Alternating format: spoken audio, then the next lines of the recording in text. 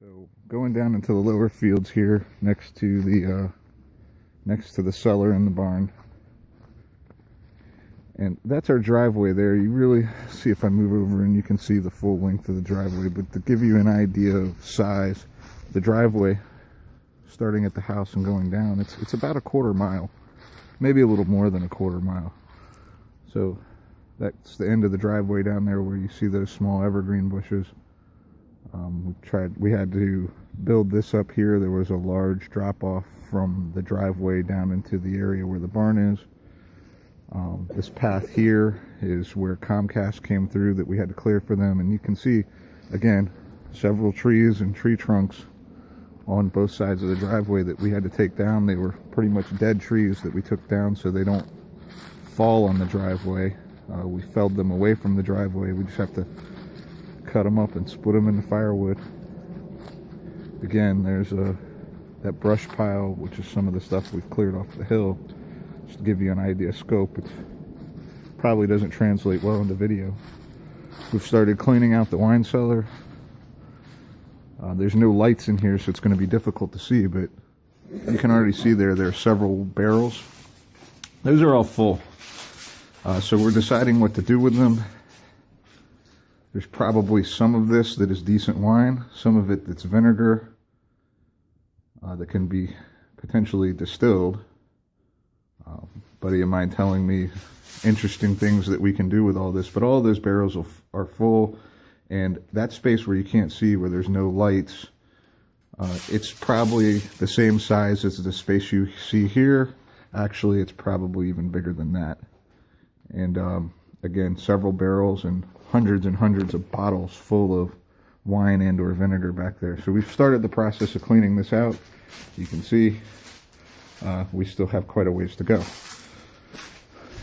The barn here next to it, this is the lower section of the barn. Some reinforcement has been done. There's quite a bit more that needs to be done, but as you can see, this is pretty sizable as well. And quite a bit of work over here that needs to be done, sorting through this lumber and other miscellaneous junk. We've done some cleaning, but quite a bit more to do. Now, one of the interesting finds, because again, this whole area was overgrown, one of the interesting finds is that there are several piles here of fence posts. My theory is these posts that are here are actually what were used for the grapes. There was probably, see those tacks at the top, that's probably the lines that were run across for the grapes to grow on. And these posts are all in very good condition. They're not rotting. I think they're probably locust posts, and they'll last for hundreds of years. So there's about 3 or 4 piles of these posts here, and once we get all these dead trees and everything cleared out and chopped up into firewood, we'll be able to take these posts and use them for the grapevines. The lower fields.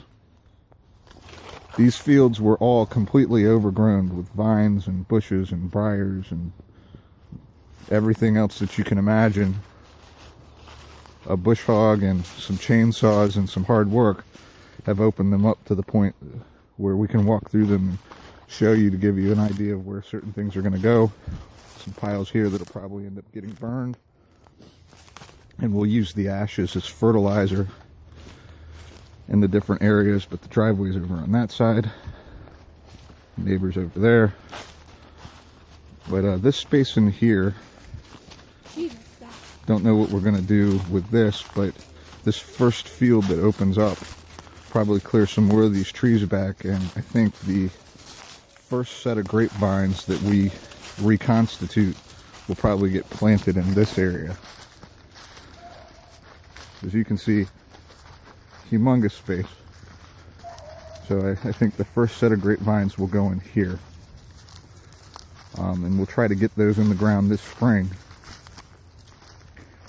And right now the current thinking is probably about 2 years before we get fruit, and then once we get the fruit, probably 2 years from that for the first bottle of wine, and it's almost guaranteed that it'll taste like crap. So it's probably 5 years before we have anything decent, maybe longer. But the only way to start is to start, so that's what we've done.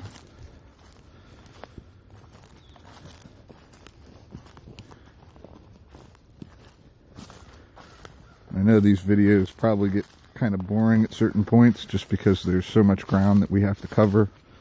But it's a lot of space to walk through, so it's not just a quick show you. And you can hear the neighbors on that side have a wonderful dog that we just love. You can hear it going off right now.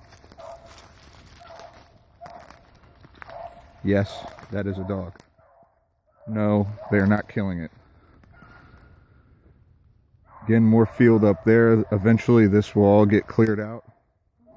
And what you've seen so far is pretty much about half of the property. The other half is that direction towards the road, the main road.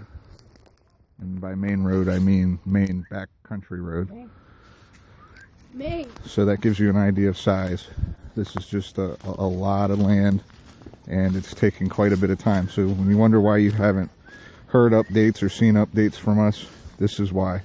Now, probably one of the coolest pieces of the property is over here with our pond. And this whole area, everything that we're walking through right now was completely overgrown. You couldn't even walk through it. So significant amount of clearing that's been done, but probably the most clearing was done between the hill up next to the barn and down here around this pond. So this whole area was completely overgrown. You couldn't even walk through it, and even if you could, you wouldn't have even seen the pond. It was just so thick. So we've cleared out, as you can see, piles and piles and piles of brush here. And this is what it looks like once the leaves have all fallen off and started to decompose. So you can imagine what this looked like before. I fell in the pond right here. Yes, and Destiny fell in the pond. She wasn't paying attention to what she was doing. But it's a sizable pond. And I've been watching the water levels throughout the seasons here. So we're about a quarter of a year through living here. And just want to keep an eye on things and see what the pond does throughout the year. It looks to me like it does a pretty good job of staying full just naturally from rainwater. This is the lowest point of the property, so it made a lot of sense for there to be a pond here. And there's an overflow spillway on that side of the pond that goes down into a lowland area and a culvert that goes across a private road. You can maybe see the private road there in the distance. Considering building that up, which will then by extension cause us to have a deeper pond, I just need to see what the local rainfall is going to facilitate as far as depth of a pond. If you go back up that way quite a ways, that's the hill that goes back up to the chicken orchard where we're planning to put the hoop. And if you go back that way, somebody doesn't like the camera. If you go back that way, I have a branch stuck to the back of me. I have a branch stuck to the back of me. Yes, that happens quite a bit out here. If you go this way about the same distance as you would the other way to get to the chicken orchard, if you go the way I'm pointed, about the same distance, you will get to the road. There's really no way that I can adequately convey to you via video exactly how big this property is. I suppose I could start a video and just walk the perimeter of it, but I don't think that anyone will sit down and watch 30-45 minutes of me just walking in a rectangle, essentially. So you just have to trust me when I say it's a chunk. So I'll post this stuff soon. Some other things that we've started doing. You saw the chickens. We've had those for, at this point, about 2 weeks, and we've already sold 4 dozen organic free-range eggs. People seem to love them, so much so that it's tough for us to get eggs for our own use. The demand is so high. So we're going to add some additional chickens once we get the hoop built. We're going to add rabbits. We're also looking at adding in some goats. Those are pretty high on the list.